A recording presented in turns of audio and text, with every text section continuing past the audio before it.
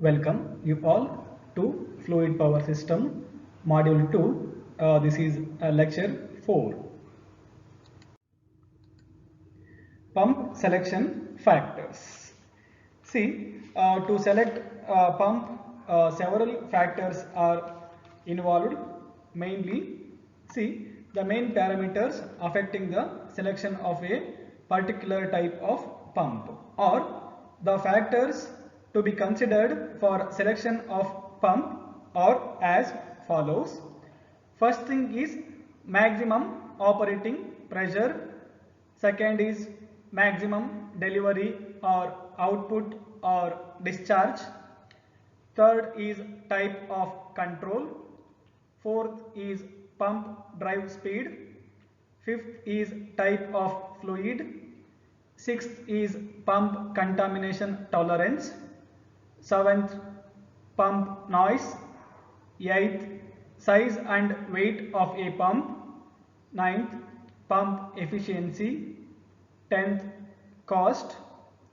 11th, availability and interchangeability. 12th, maintenance and spares. See, these above 12 factors mainly affecting while selecting a particular type of pump. See, not all pumps possess these all factors, but few of the cases should be compromised. So these are the basic parameters, or these are the basic selection factors to consider any particular type of pump for hydraulic system or pneumatic system. Pump problems. The main problems associated with pumps are noise, cavitation, slip and pump ripple. Okay. See, pump noise, it is the very important parameter to determine the performance parameter. See, any increase in noise indicates increased wear and eventually the pump failure. So the pumps are good generators but poor radiators of noise. Okay. So the noise should be reduced unless it will damage to the hydraulic components. And second problem is cavitation. During the working of a pump, a vacuum is created at the inlet of the pump. This allows atmospheric pressure to push the fluid in. In some situations, the vacuum may become excessive and this phenomenon is called as cavitation. Okay. So it is also harmful to the hydraulic components. As soon as possible it should be reduced. And third is what we call slip. Slip is the leakage which occurs between the discharge and suction side of a pump through the pump clearances. The extent of leakage depends on the width, length and shape of the clearances, the viscosity of the pumping liquid and pressure difference between inlet and outlet of the pump. So it is also one of the problems. So it should be also reduced for some extent. And last is pump ripples, a small variation of fluid flow that takes place during pumping is called ripples. Okay. Sometimes design of the pump must be relooked into to reduce the pump ripples. Graphical symbols.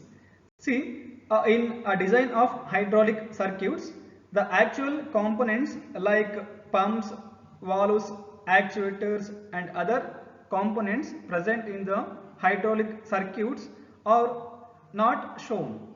So they are represented by some graphical symbols. So see, the pumps, valves and actuators and other components present in the hydraulic circuits or hydraulic system could be represented by a graphical symbol. The graphical symbols for pumps are given below. This one is circle. It represents a pump or motor or compressor or any other rotary devices. Okay. Next is first one. This is unidirectional. The arrow mark indicates only one direction. A filled arrow mark. This is unidirectional pump for fixed displacement. And second one is bidirectional. Here two directions. Okay, filled arrow mark. So bidirectional fluid flow. So when these arrow marks are filled, the filled arrow mark indicates it is a hydraulic oil or any liquid. These are the one more representation. See, fixed displacement, variable displacement. See, the difference is this arrow mark line. Okay, when it comes like this, it is a variable displacement. One more representation. Look at this. Okay, these two and these two both are same, but here one extra shaft will coming. This is connected to electric motor. See here the circle with unfilled arrow mark. This unfilled arrow mark, it is the direction of fluid flow, but unfilled arrow mark indicates it is a air or any gas. Okay, unfilled arrow mark indicates there is a flow of any gas or air. Next is flow lines, line with filled arrow mark. This is also flow lines. Okay, these are the few graphical symbols generally used in hydraulic pumps. Pump performance characteristics. The performance of a pump is a function of the precision of its manufacture. See, mainly the performance of the pump is measured by the function of precision of the components. Once the components are manufactured by high precision, it will function satisfactorily and efficiently, so it will give a better performance. An ideal pump is one having a zero clearance between all mating parts. An ideal pump is one having a zero clearance between mating parts, but it is not possible. See, suppose if you make use a zero clearance between the mating parts, there is a heat generation, friction generation. So it is not possible. So as small as possible, provide some small clearances. So it will helpful for maintaining proper oil films for lubrication between rubbing parts. Okay, so maintain at least as small as possible smallest clearance between the mating parts. So it will helpful to lubricate the mating parts, then reduce the friction, reduce the heat. So it will helpful for better performance. Okay, and pump performance primarily depends on the volumetric output and pressure. Pump performance depends on the materials used for the components and the manufacturing operation. Pump performance depends on their efficiencies like volumetric efficiency, mechanical efficiency and overall efficiencies. Okay, we'll go to study one by one these all efficiencies. Pump performance. Performance of the pump is determined by three efficiencies like volumetric efficiency, mechanical efficiency and overall efficiencies. Okay, now we will go for first case or first efficiency, volumetric efficiency, and it is denoted by nu V. See this one.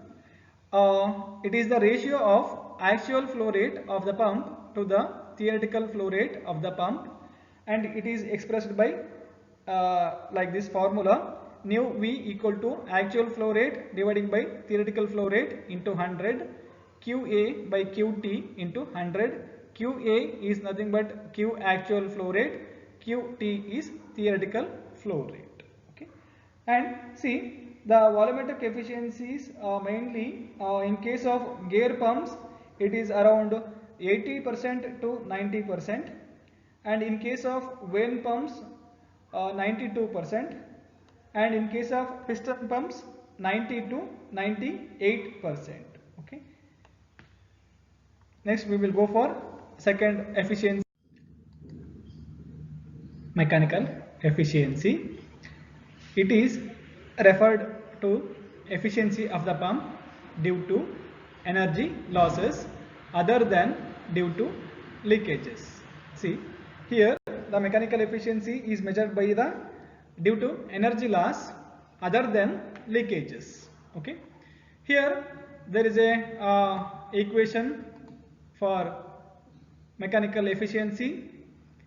Mechanical efficiency equal to pump output power, assume there is no leakage, dividing by actual power input to the pump into 100, that is mechanical efficiency equal to P QT dividing by TA omega, where P is pump discharge pressure in Pascal or Newton per meter square, QT theoretical flow rate of pump in meter cube per second or meter cube per minute, TA actual torque delivered to pump in Newton meter. Next is omega, speed of the pump in radian per second. Omega equal to 2 pi n dividing by 60, you will get omega. N means the speed of the pump in RPM. Convert that n into omega, that is 2 pi n dividing by 60. Mechanical efficiency can also be computed in terms of torques. Means the mechanical efficiency can be expressed in terms of torque, that is mechanical efficiency equal to theoretical torque required to operate pump dividing by actual torque delivered to the pump. That is nothing but a theoretical torque dividing by actual torque, Tt dividing by Ta. Okay, here to find out Tt, there is a formula: theoretical torque in terms of Newton meter equal to Vd into P dividing by 2 pi, volumetric displacement of the pump into pressure dividing by 2 pi. To find out theoretical torque, there is a formula. Overall efficiency. Overall efficiency is refers to the overall performance of the pump considering the losses due to leakage and friction. It is given by the formula: overall efficiency equal to actual power output by pump dividing by actual power input to pump into 100. Okay, and it is represented by mathematically, that is overall efficiency equal to volumetric efficiency into mechanical efficiency dividing by 100. Okay, here you already known the formula for volumetric efficiency and the formula for mechanical efficiency. Substitute in the next step. See here, volumetric efficiency is QA by QT into mechanical efficiency is PQT dividing by TA into omega. So this QT and this QT is cancelled. Look at this. This QT and this QT cancelled. Remaining is PQA into T omega pi. So this is the formula for overall efficiency. Take one numerical. A gear pump has an outside diameter of 82.6 millimeter inside diameter of 57.2 millimeter and width of 25.4 millimeter if the actual pump flow is 1800 rpm and the rated pressure is 0.00183 meter cube per second. What is the volumetric efficiency? First, note down the data given in the numerical. See here gear pump, so outside diameter this one 82.6, DO 82.6, inside that is a DI 57.2 millimeter, width. See here in equation I have mentioned L, but here mentioned D. Keep a note, instead of D you can write L equal to 25.4 millimeter, and speed of the pump is 1800 rpm, and rated pressure is this is the flow rate, that is actual flow rate. Actual flow rate is 0.00183 meter cube per second. See, look at the unit. The unit is in terms of meter cube per minute. Okay, we want to get the answer of theoretical discharge will be in meter cube per second. Okay. And the unknown is volumetric efficiency. To find volumetric efficiency, we want theoretical discharge, and to find out theoretical discharge we want volumetric displacement of the pump. So first find out volumetric displacement of the pump, then go for theoretical discharge, and finally we will go for finding the volumetric efficiency. Go by one by one. First go for theoretical flow rate. Theoretical flow rate formula is Qt equal to Vd into N. Vd into N by 60. By 60 for to get the answer in terms of meter cube per second.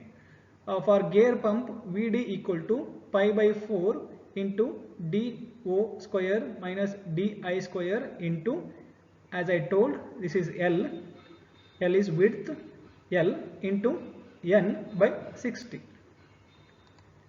Substitute the values in terms of meter. Okay, convert all these values of millimeter into meters.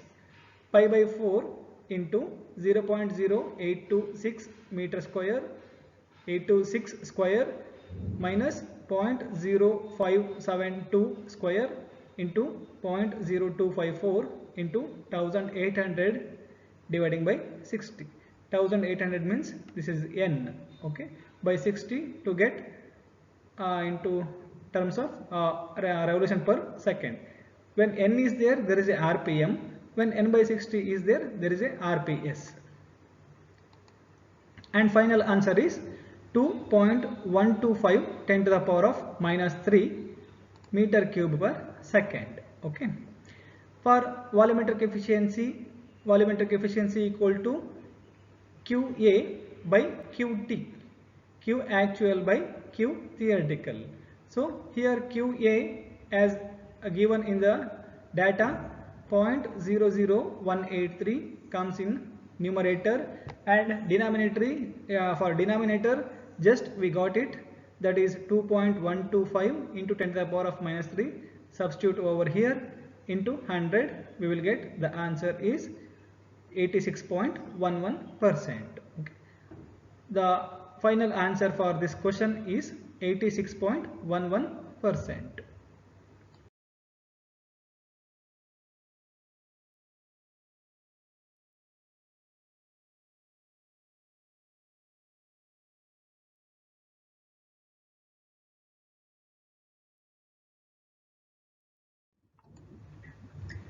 A pump having displacement volume of 14 centimeter cube per revolution is driven at 1440 rpm and operates at a maximum pressure of 150 bar.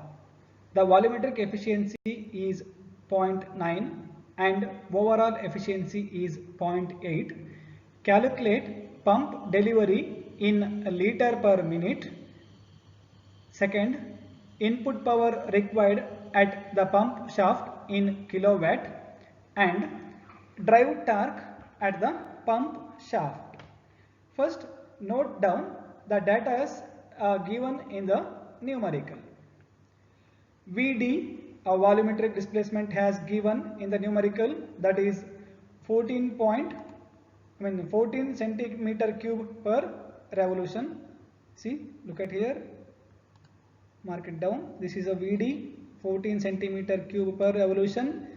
Convert this centimeter cube into meter cube, that is 14 into 10 to the power of minus 6 meter cube per revolution.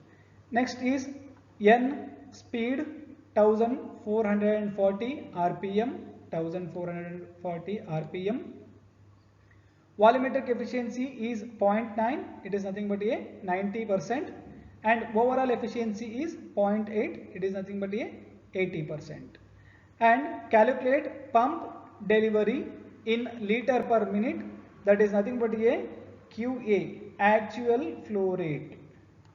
Next, input power required at the pump shaft in kilowatt. See, input power, that is capital P, drive torque at the pump shaft, that is actual torque, TA. Okay. First case is actual discharge. To find out actual discharge, there is a formula: volumetric efficiency equal to QA by QT, right? See here, QA is unknown, QT is unknown, volumetric efficiency is given, but to find out QTH, datas are available. Substitute the datas, we will get theoretical discharge. So the formula for QTH, there is VD into N, volumetric displacement into speed of the pump. So VD is 14 into 10 to the power of minus 6 into speed 1440 rpm. Substituted, we will get QTH as 0.02016 meter cube per minute. So to convert this meter cube per minute to liter per minute, there is a small changes in the what we call units. 1 liter equal to 1000 cc, that is 10 to the power of minus 3 meter cube. So theoretical discharge is 20.16 liter per minute, or in terms of meter cube per second, 3.36 into 10 to the power of minus 4. Volumetric efficiency equal to QA by QTH or QT, both are same, theoretical discharge. QT, just we got the answer. Volumetric efficiency gave in the data, that is 0.9 equal to QA divided by 20.16. As mentioned in the question, QA is to be in terms of liter per minute. So QA is 18.144 liter per minute. In terms of meter cube per second, that is 3.024 into 10 to the power of minus 4. Why I am converted this in terms of meter cube per second, you will come to know later. Next, we will go to sub-question C, overall efficiency.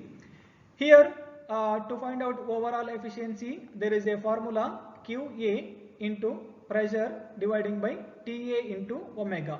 QA is actual discharge, P is pressure divided by TA actual torque into omega angular velocity. So overall efficiency gave in the data, and actual discharge just find out in terms of meter cube per second, and P is given 150 bars. Convert it into Newton per meter square, that is 150 into 10 to the power of 5. Actual torque is unknown, and omega, that is 2 pi n dividing by 60, 2 pi into 1440 dividing by 60, we will get 150.792 radians per second. All these values substituted. Now we got actual torque as 37.60 Newton meter. Okay. Now we will go for a second sub question. Input power of the shaft in kilowatt. There is a formula, power equal to 2 pi n t dividing by 60. Here P equal to omega into TA. Omega is nothing but a 2 pi n by 60 into, in the place of T there is a actual torque. Substitute the values. Actual torque is 37.60 into omega, that is 150.792 equal to 5.6697 kilowatt. Okay. The input power of the shaft or actual input to the shaft is 5.6697 kilowatt. Okay. Next we will go for another question. The radial piston pump has the following specifications: maximum pressure 30 bar, diameter of a plunger and piston both are same, diameter of piston or plunger equal to 50 millimeter, number of plungers equal to 7, maximum eccentricity equal to 10 millimeter, speed of the rotation of the shaft is 1500 rpm, volumetric efficiency is 90%, calculate theoretical and actual discharges. In the question they have asked to find out QTH and Q actual. So first write down the data given in the numerical, that is maximum pressure P equal to 30 bars, 30 into 10 to the power of 5 Newton per meter square. Diameter of the piston D is 50 millimeter, converted to meter, that is 0.05 meter. Then number of plungers Y equal to 7, maximum eccentricity E equal to 10, that is 0.01 meter, speed N is 1500 rpm, and volumetric efficiency 90%, that is 0.9. Substitute the given values to formula theoretical discharge. QTH equal to 0.5 E Y pi d square n. This is the theoretical discharge formula in case of radial piston pump.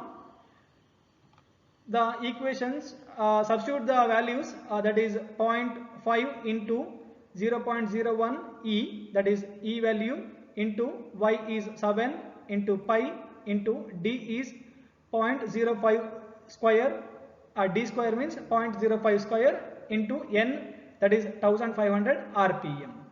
So we will get the theoretical discharge as 0.4123 meter cube per minute.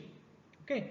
Next is volumetric efficiency equal to actual discharge dividing by theoretical discharge. Here volumetric efficiency known and theoretical discharge known, QA is unknown. So substitute the values.